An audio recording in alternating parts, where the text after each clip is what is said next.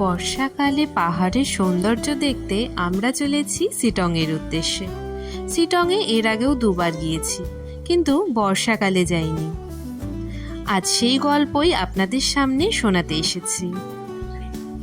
হাতের দুটো দিন ছুটি পাওয়ায় আমরা পাহাড়, জঙ্গল আর ঝর্ণাকে উপভোগ করতে বেরিয়ে পড়লাম ধূপগুড়ি থেকে। এইবার শুধু আমরা দুজনই নয়, আমাদের সাথে রয়েছে আরও দুটো ফ্যামিলি। আমরা ধূপগুড়ি থেকে মালবাজার হয়ে সেবক ব্রিজ পার করে কালীঝোড়া ড্যামের পাশ দিয়ে এগোতে থাকলাম। পথে চলতে চলতেই কোথাও কোথাও মেঘেদের দল এসে আমাদের স্বাগত জানাচ্ছে, কোথাও আবার সশব্দে নেমে আসা পাহাড়ি ঝর্ণা।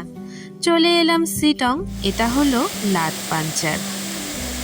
এখানে ওপর থেকে এই পাহাড়ি ঝর্ণাটা দেখতে বেশ দারুণ লাগলো, আর এখানে আমরা অনেকটা সময় অনেক ছবি তুললাম। গাড়ি চলতে থাকলো অহলদারা ভিউ পয়েন্টের দিকে, কিন্তু আজকে আমরা সেখানে গেলাম না। লেকের ধারে আর পাইনের মাঝে ছবি তুলে আমরা পৌঁছে গেলাম আই লাভ শিটং।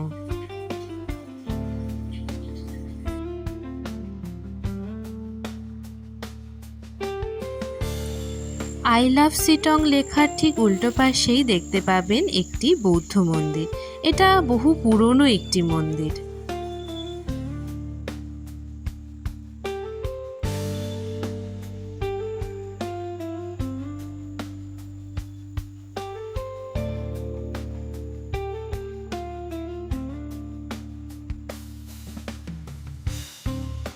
ফাইনালি আমরা চলে এসেছি আমাদের আজকের ঠিকানা বাস্তা হোমস্টেতে।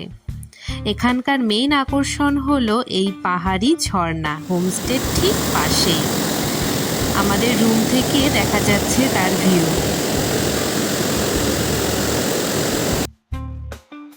এরপর আমরা দুপুরের লাঞ্চ সেরে নিলাম।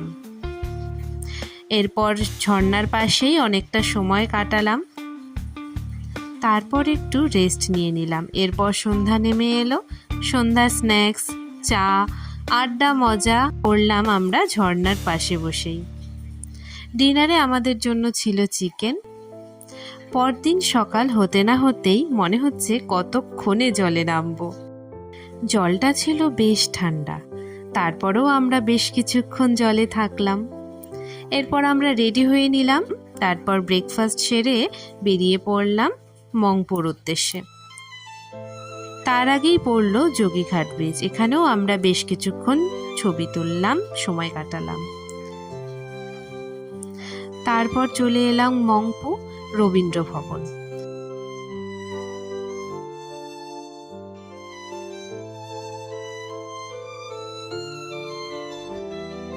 এখানে একটি হোমস্টেও আছে। এখান থেকে আমরা সরাসরি চলে এলাম অহলদারা ভিউ পয়েন্ট। এটাই ছিল আমাদের এই ট্রিপের লাস্ট ডেস্টিনেশন। আজকের ওয়েদারটা ভীষণ ক্লিয়ার, তাই ছবিও ভালো এসেছে। এই ছিল আমাদের দুদিনের শিটং ভ্রমণের গল্প। কেমন লাগলো আপনাদের ভিডিওটি? যদি ভালো লাগে অবশ্যই লাইক করবেন।